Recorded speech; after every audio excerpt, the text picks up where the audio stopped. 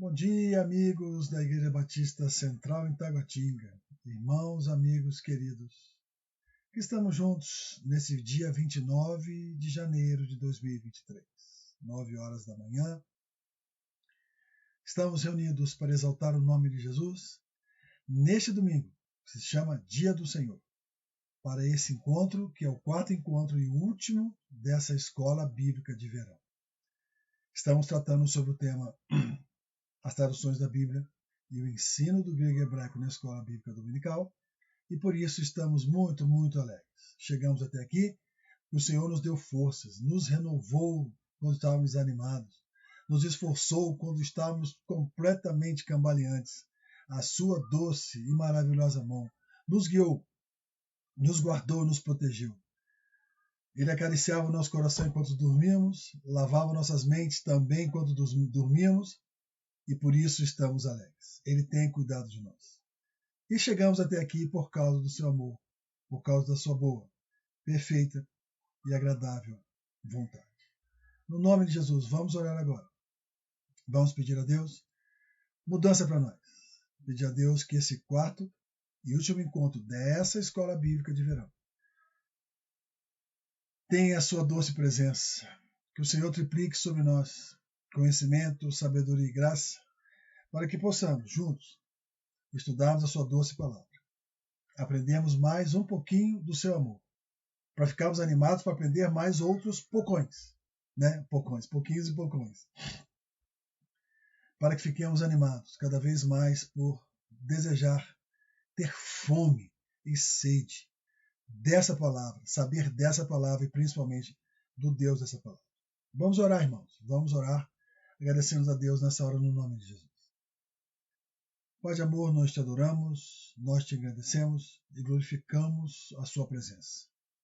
Nessa hora bendita, que os nossos irmãos, aqui no Brasil, no Canadá, na Holanda, em outros lugares desse país, em outras igrejas dessa cidade, estão conosco, não só ouvindo, mas aprendendo, divulgando, tendo mais conhecimento do Senhor. Marca, Senhor, essas pessoas. Marca as nossas vidas. Nós queremos ser usados para a glória do Senhor e para a nossa alegria. Abençoa essa hora que vamos estudar. Tira toda a preocupação da nossa mente. Toda vã filosofia, todo sofisma, toda dúvida. E que nós sejamos, Senhor, marcados pelo Senhor. Com confiança, com concretude no saber.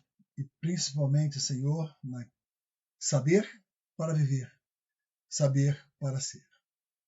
Ser em Deus, ser do Senhor, ser embaixador desse mundo, ser representante do reino nessa terra, nesse mundo que jazeu no maligno. Obrigado por essa hora. Nós só temos que agradecer e te bendizer. No nome de Jesus. No nome de Jesus. Queridos irmãos, nessa hora bendita, peço aos irmãos, que se assim desejarem, que peguem suas Bíblias, ou se tiver outras, se tiver numa mesa ou numa posição mais confortável, pegar outras Bíblias para que a gente possa ver essa temática de as traduções da Bíblia e o ensino de grego e hebraico nas escolas bíblicas dominicais. Nós vamos pedir que os irmãos peguem suas Bíblias e abram-nas e mantenham abertas, se assim desejarem, na Carta de Paulo aos Romanos. Carta de Paulo aos Romanos, no capítulo 11. Carta de Paulo aos Romanos, no capítulo 11. Eu ainda tenho seríssimas dificuldades com informática e as suas orações, que são orações de um justo, de uma justa, vão mover o céu para que o Senhor se dirija para mim e me ajude a ficar menos limitado, menos sem conhecimento de informática. Por que dizer isso e pedir sua oração? Porque eu queria ter condições, como muitas pessoas fazem, de fazer o compartilhamento do que nós vamos tratar hoje com os irmãos e manter o meu rosto aqui na tela. Mas eu ainda não tenho essa habilidade. Mas sei que agora que eu pedi a sua ajuda, você vai me cobrir de oração, vai pedir ao Senhor que, diante de todas as coisas que o Senhor tem que transformar na minha vida, que são muitas, inomináveis, incontáveis, você vai pedir também que Ele me ajude, para a glória do nome dEle, que eu saiba fazer isso. Então, eu vou, pelos próximos minutos, você vai ouvir minha voz, mas não vai ver a parte da minha biblioteca, nem o meu rosto, mas nós vamos estar falando e eu sei que você vai estar orando por mim. E você abriu a sua Bíblia do Evangelho, que está em Romanos capítulo 11, e nós vamos ler lá um verso somente. Nós já vamos entrar lá. Vou agora começar a compartilhar com os irmãos, para que a gente possa começar. Maravilha. Até aqui, os irmãos perceberam que eu cheguei bem, fui bem, então eu preciso da ajuda dos irmãos. Continue orando por mim. Salvação eterna. Essas duas palavras juntas são redundantes e prolixas, porque a salvação por si mesma, já é eterna. E a eternidade que nós recebemos de Jesus é em função da sua salvação. Elas se explicam, elas não se alternam, elas não se eliminam, elas se complementam e se completam para a nossa alegria e para a glória do Senhor. Salvação, ela é, marque essa palavra, concreta e realizada. Ponto. Não tem vírgula depois. Concreta e realizada, não tem vírgula depois. Então, por favor, abram suas Bíblias para a glória do nome de Jesus. Esses são os textos mais gostosos, mais fantásticos, mais afirmativos a nosso favor dos salvos e daqueles que hão de se salvar, sobre a concretude da ação do bendito Filho de Deus, fez por nós naquela cruz que o desgraçou, mas que aquela desgraça trouxe a bênção e a graça de Deus sobre nós. Então, por favor, vamos ler Romanos 11, 29. Já vou pedir já para os irmãos, se assim desejarem, e aquecerem com o meu pedido. Quando você ler a sua Bíblia, nesse versículo, logo após essa aula, ou quando você for, seja hoje ou amanhã ou daqui a anos, quando você acabar de ler, eu gostaria que você enviasse para mim, se for hoje ou daqui a algum tempo, mais recente, que você enviasse para mim no chat, ou falasse pessoalmente comigo ou mandasse no WhatsApp. Pastor, a minha Bíblia, que tem este nome, que tem essa edição, e é dessa editora, e é desse ano, então você vai descrever isso tudo para mim e dizer, ela não tem a tradução que o senhor falou, ela tem outra. Eu queria que as outras traduções possíveis que você tenha, você envie para mim. Tá bom, querido? Tá bom, querida? Vai ser muito interessante esse estudo, e agora vai ser um estudo muito técnico, nós vamos fazer sobre as traduções da Bíblia e o ensino de grego e hebraico na Escola Bíblica Dominical. Comecemos então, portanto. As traduções, às vezes, nos apresentam uma forma diferente. A tradução de um signo que traz a confiança na bendita salvação de Deus em Cristo Jesus. As traduções nos apresentam uma forma diferente. Eu não sei quantas Bíblias você tem e quantas estão de forma diferente, mas o fato de ter duas já apresentam formas diferentes.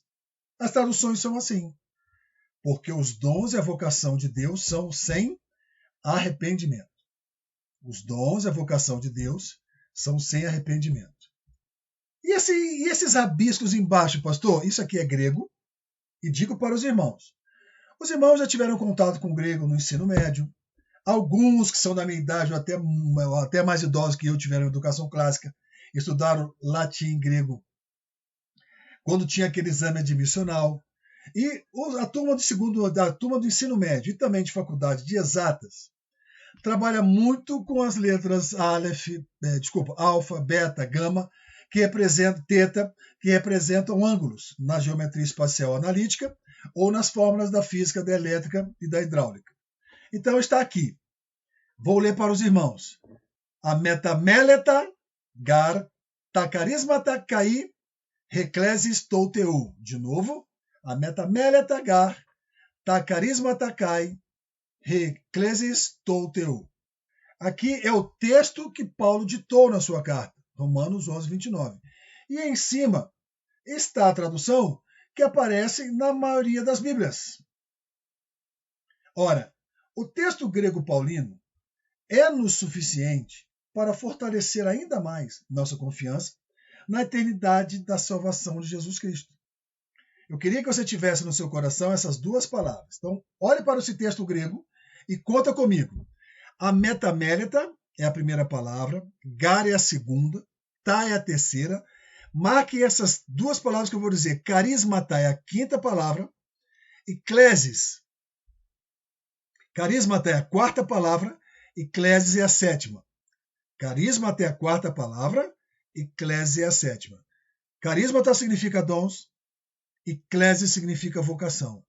Essas duas nos titularizam, essas duas nos rotulam daquilo para o qual, ou para as coisas quais, nós fomos chamados quando Deus nos vocacionou com a nossa salvação.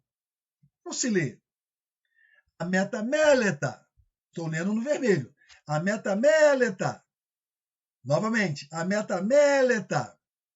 E esse azul, pastor, o que é? A metameleta não é a tradução da palavra, esse azul, a metameleta, não é a tradução, é simplesmente uma representação em português do que está escrito em grego.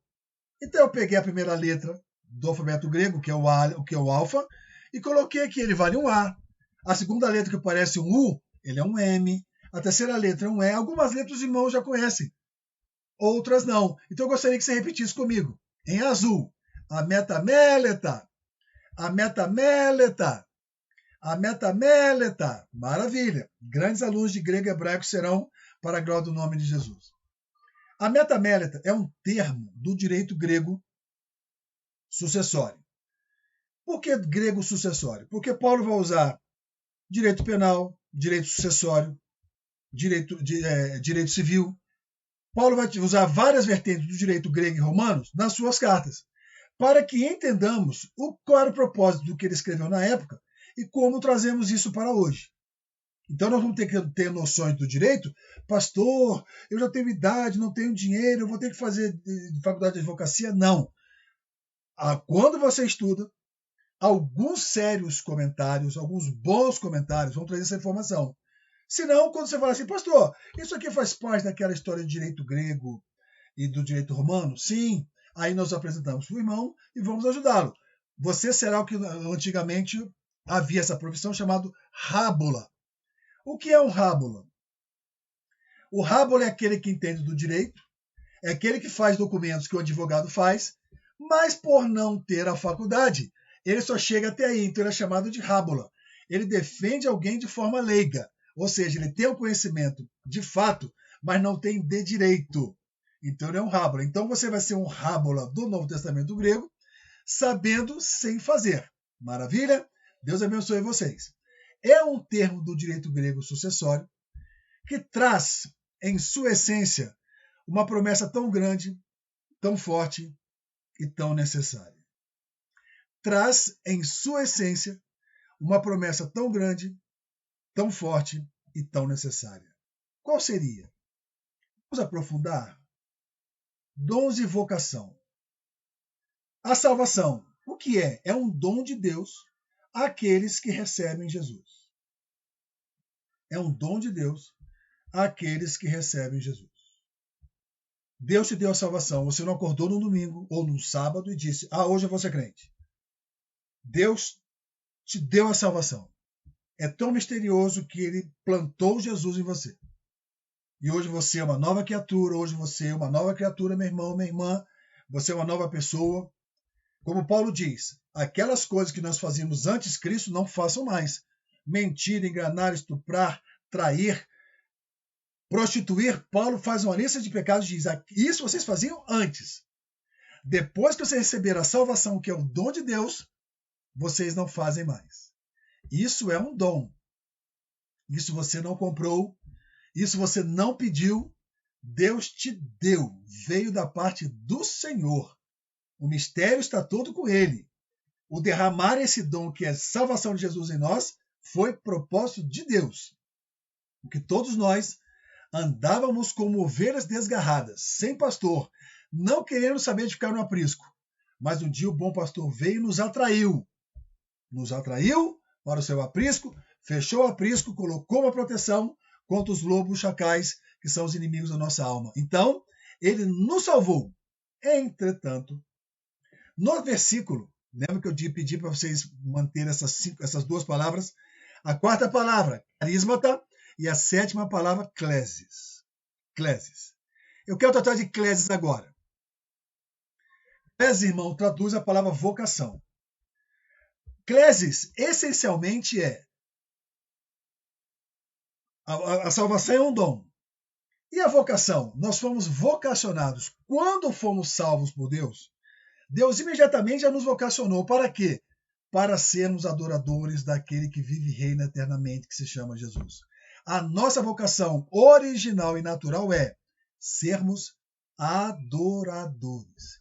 E quanto mais eu aprofundo sou na adoração, quanto mais eu desejo adorar, eu fico tão alegre, eu fico tão em êxtase, existe uma excitação mental na minha vida de tal tamanho que só tem um jeito de eu ficar calmo. É quando eu compartilho essa adoração com alguém. É quando eu evangelizo, conto de Jesus, falo o que ele representa para mim, falo o que ele fez na minha vida para que seu nome seja exaltado, e isso é minha vocação. Entretanto, a palavra clésis tem um braço que é a vocação para servir dentro do aprisco. Vocação para fazer qualquer coisa no aprisco. Desde os serviços mais simples do reino. Cuidar do pátio de estacionamento, cuidar de uma cantina, até ser o pastor principal da igreja. Essa vocação, ela é um dom. Não foi você que pediu. Não adianta. Muitas pessoas tentam ir numa direção que Deus não quer. O Senhor, até a misericórdia, deixa ir. E depois que fere e machuca, o Senhor toma nos braços, unge as feridas, chama atenção e diz: é melhor obedecer. É melhor você ser vocacionado para aquilo que eu te chamei, não para aquilo que você quer. Não tente desfazer o caminho ou tomar atalhos para chegar onde eu quero que você chegue. Vem comigo. Vem comigo. E Efésios 2,6 mostra-nos que a salvação vem de Deus e é um dom. Pela graça, sois salvos. Isso não vem de vós. É dom de Deus. E é pela fé. E Paulo vai explicar por quê. Para que ninguém se glorie, para que ninguém diga: hoje eu me converti porque eu tive fé, eu me dotei de dom. Olha que frase doida que eu vou dizer, irmãos. Eu me dotei de fé e hoje eu me salvei e hoje eu me converti. Você não é sujeito de nada como eu não sou. Ninguém é sujeito de salvação, de perdão e misericórdia. O sujeito das ações de Deus se chama bondoso Deus. E ele, quando nos salvou, ele nos deu esse dom, que é o dom principal da nossa vida. É o dom de sermos salvos e estarmos garantidos, marca essas frases, concretamente, absolutamente salvos e já marcados com Jesus. Aconteça-nos o que acontecer nessa terra, já estamos salvos. Já estamos com o nome no livro da vida e ninguém pode mudar isso. Como batistas, cremos que nós temos alunos aqui, como eu disse, lá da Holanda, alunos do Canadá, de outras cidades do nosso país e de outros municípios dentro do Distrito Federal. Mas como batistas, e de outras confissões, mas como batistas, cremos que se realmente formos salvos por Jesus, aí é um exame que cada um de per si terá que fazer. Cada um vai ter que ter a consciência dele. Sou salvo mesmo ou sou um estado emocional? Fui salvo mesmo, fui transformado, minha vida mudou radicalmente do ponto A para o ponto B por causa de Jesus, ou só é um momento emocional que eu estou vivendo? Ao fazer a sua análise, você vai poder dizer: a salvação é um fato concreto e eterno, ou eu não tenho essa experiência. O meu desejo é que todos que estejam me ouvindo, todos, já tenham tido essa experiência concreta e real com Jesus, onde a salvação aconteceu na sua vida, houve transformação, e aquele bendito verso de Colossenses: porque ele nos transportou do império das trevas para o reino do Filho do seu amor.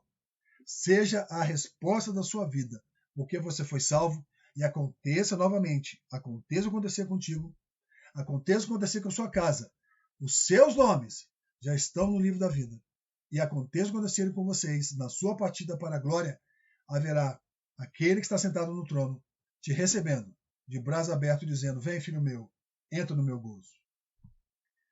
Metamelet. Traduz melhor, irmãos, e mais adequadamente, a palavra em português: irrevogável. Irrevogável, como eu disse, ela faz parte muito do ambiente, do direito enquanto disciplina, do direito enquanto ciência. A irrevogabilidade significa concretude, não pode mexer, não pode voltar atrás. A pessoa que fez isso não se sente mal nem arrependido. A metamélata, então, traduz mais adequadamente a palavra em português, irrevogável. E quando eu sei que a salvação de Deus não pode ser mudada, não pode ser transferida, não pode ser arrancada de mim, é essa salvação, é esse entendimento, é isso que Deus me dá, e para você também, que te proporciona uma alegria suprema. Ninguém pode mudar o seu quadro. Por isso que eu digo para as pessoas, olha, o seu problema de salvação já está resolvido, não está ponto. Não tem vírgula, não tem explicações. Você foi salvo, ponto.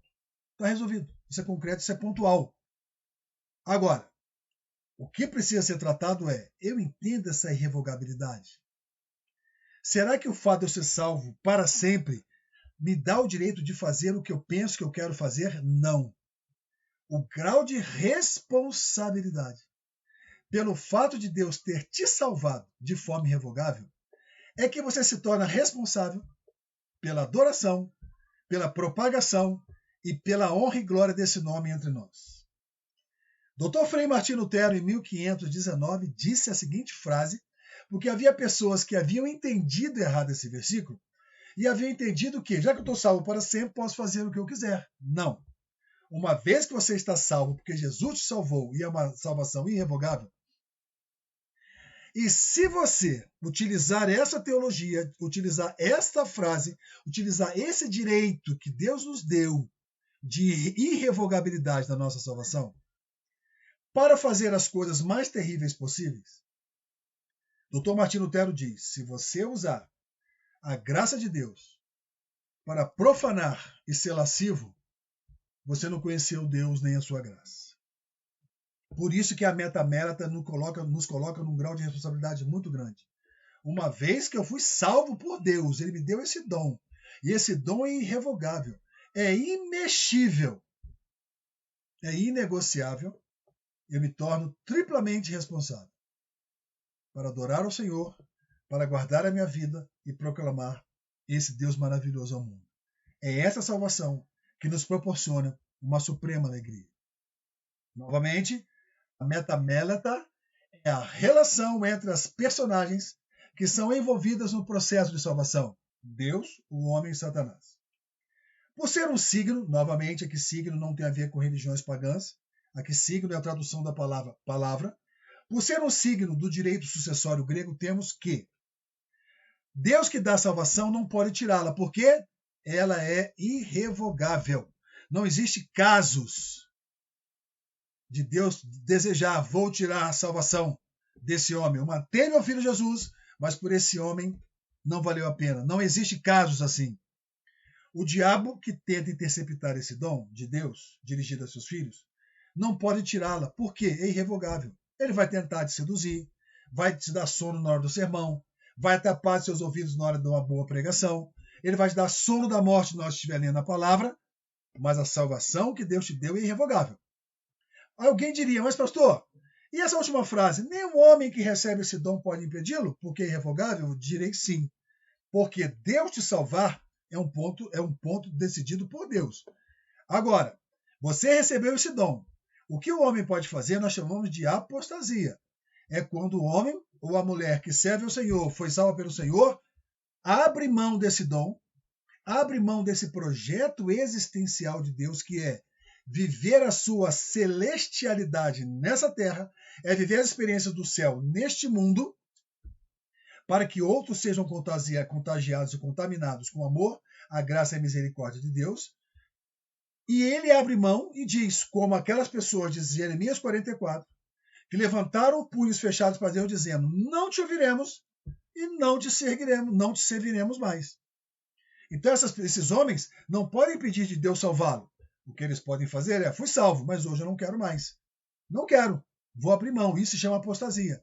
E a Bíblia nos mostra, em Daniel, Zacarias, Mateus 24, 25, 2 Tessalonicenses e o próprio livro da Revelação, mostra-nos que serão muitas pessoas, muitas, não sei o número, muitas pessoas abrirão mão do projeto existencial de Jesus para servir a Satanás. Por isso, definitivamente, a melhor tradução para Romanos 11, 29, que ratifica, que confirma, que firma e provoca suprema alegria em nós é: porque os dons e a vocação de Deus são irrevogáveis.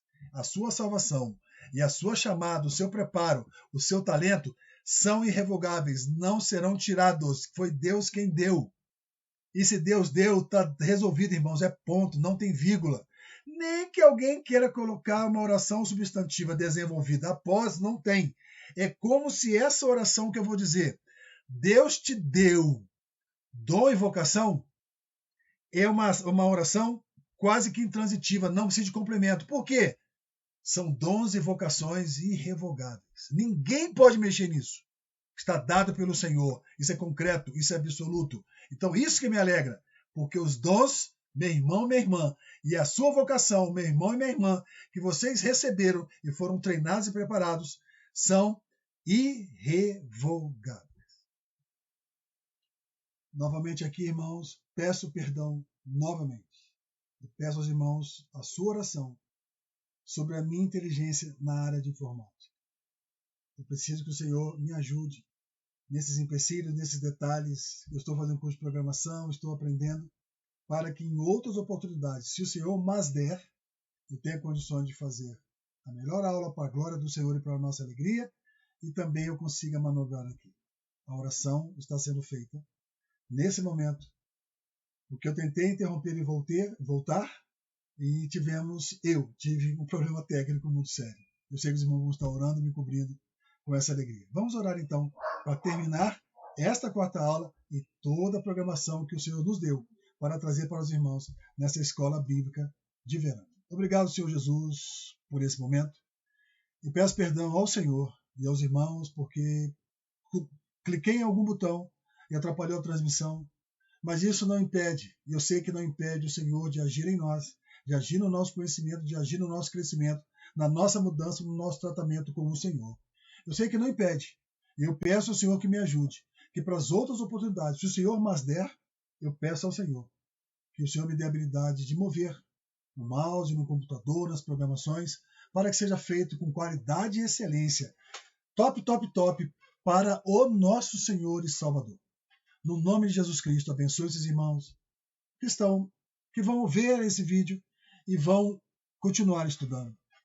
A irmã que mora na Holanda, meus filhos lá no Atlântico Norte, no Canadá, as pessoas que estão espalhadas pelo Brasil, que desejam conhecer mais, que gostam daquilo que o Senhor usa-nos para falar, que não vem de nós, isso é inspiração e orientação do Senhor.